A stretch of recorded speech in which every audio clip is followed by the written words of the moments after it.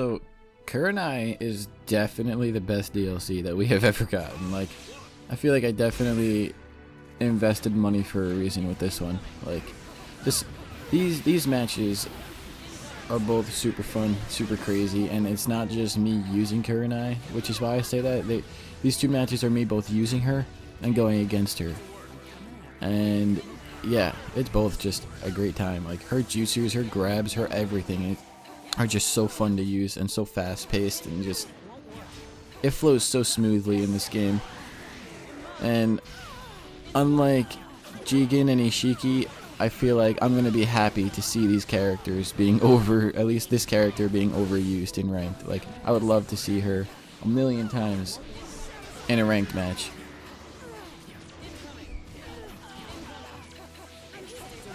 You can see, like, that jutsu, that paper bomb jutsu, it's not too, like, they definitely, like, they 100% took their time, and when they put this out and just made everything, like, perfect, you know what I mean? Like, they took their time and made sure nothing was, like, too broken.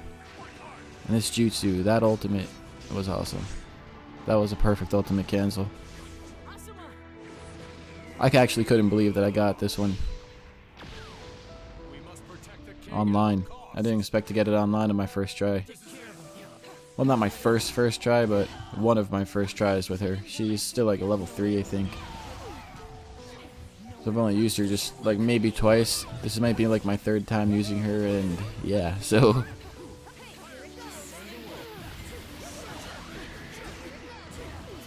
getting pretty good with that counter. That grab is definitely powerful. Like, it can even grab like your tippy toes, like just a little bit outside of her hitbox. It'll still grab her. And just staying away from that Hinata is kind of the goal there, because she's dangerous. Kurenai's jutsu, you can, as a support anyway, you can kind of get around her a little bit, but the Hinata is the dangerous part, so I'm kind of just trying to stay away from that. Her clone, though, is so useful, so useful. That clone is nothing to mess around with, but it's fun. It is definitely a fun clone to use, a fun jutsu to have on the field. But it's crazy though, because I feel like they didn't just balance like the characters that they put out. Like, even my normal characters, like when I switch over to the next fight, like even my normal characters are like on par with, quote, whatever current meta is out. You know what I mean? Like, even they're like now on par. Although I have to say, I did start switching to 3-man teams, as you could tell. I started to do that to at least try and keep up with everything else that's out, because people are just not holding back, at least on ranked, and that's where I play 99.999% of my games is on ranked. And I don't know about a lot of other people or what you spend your time doing in this game, but I don't really even play friends in this game. I don't think I have anybody on PC who plays. So all of my matches come straight from ranked. So I like to think that I'm at least decent because of that, but I could be completely wrong. Maybe the more skillful players just get better by playing against friends and learning that way. I could be like so bad compared to most people. I probably am.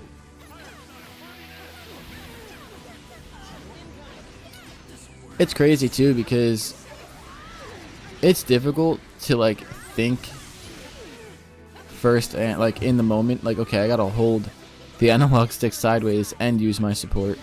You see, like right there, it's a little bit weird to do that. Like, okay, so I gotta, you know, try not to put myself in a bad position by moving, but also call out the right jutsu. That's why using 3-man teams for me is actually more difficult, because having to think about 3 different characters opposed to just 2, it's a lot more to think about. So that's why I like when I do use 3-man teams, I like to just I like to stick with characters that I know. I don't like to stick with new teams, because it's just too much to think about. I tend to switch too much or use jutsu too much, trying to just figure out everything, and it turns into a bad time. I prefer, when I use 3-man teams, to just stay in my comfy zone. Oh, I thought she was gonna hit me with that ultimate. I wasn't too sure. I was not too sure, but you could see I'm just putting out clone after clone after clone. It's crazy. It's getting wild. Like, it's so useful, and then it makes them think. Like, because it takes up space on the battlefield, and it makes them, like, you can't move everywhere that you want to now. You have to think about where you're moving more, and that gives me the advantage. Because it might not do too much damage, but it does like this knock up in the air, and it gives me the opportunity to chase you in the air, knock you down on the floor, and then chase you after that. So it is dangerous jutsu to be paired with a character like her.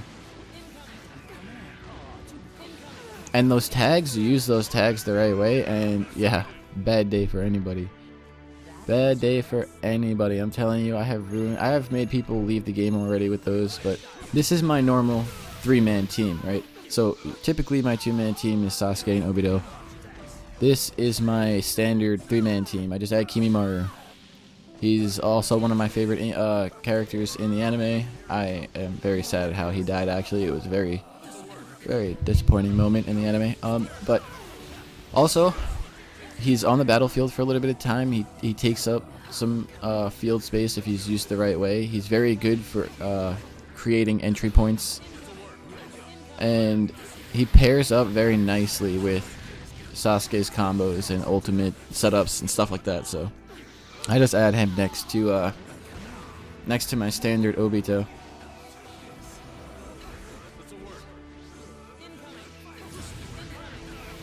And again, like, this character is very new. Like, Kurenai is very new, right? So a lot of these people that you're facing, like, I might have a crazy advantage on him right now, but I guarantee you that there's a team that he has in his arsenal that is probably, you know, able to keep up with me.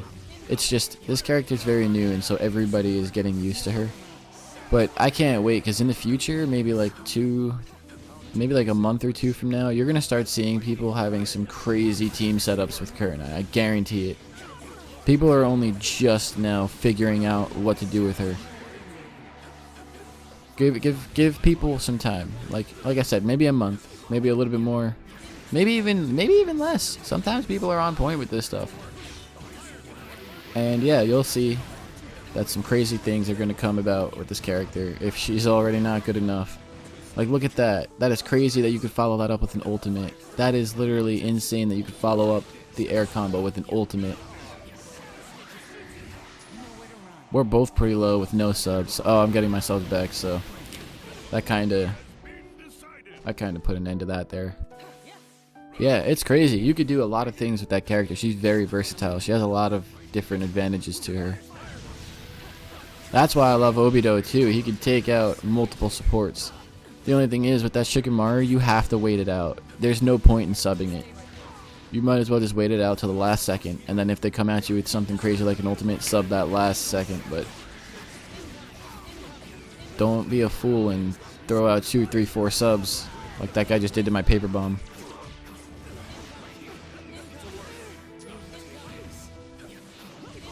I was trying to set up a lot of traps. Oh yeah, I'm done for there. I try to set up a lot of traps when I don't have subs, just to try to buy time and sort of keep me in the game, because as long as you have some health and a couple subs, you're not out of the game. You still have a chance of winning. So I set that up to try and hit her guard and keep her open, which turned out not to work, but in the end I did get her guard open, so it worked for me. I was really hoping to hit that. But in the end, he clipped me, he got me. I thought that team ultimate was going to at least give me like somewhat of an advantage, but nah, he finished me off. That's what I love doing. That is my favorite entry with Sasuke. You throw those kunai bags, they always double jump in the air, and then you just throw or they try and jump and avoid it, they'll move to the left or the right. You use Chidori and it opens their entry. No matter what they do, it opens, and they either sub it or they get hit by it, and it's just beautiful every time. It's perfect.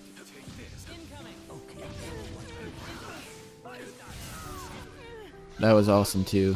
It's another reason I really like the Obito jutsu. It gives you the option of attacking after it hits. Those kunai bags are strong, I'm telling you that. They're still pretty strong, but they're not the worst thing in the world. I've seen worse, but they are pretty strong.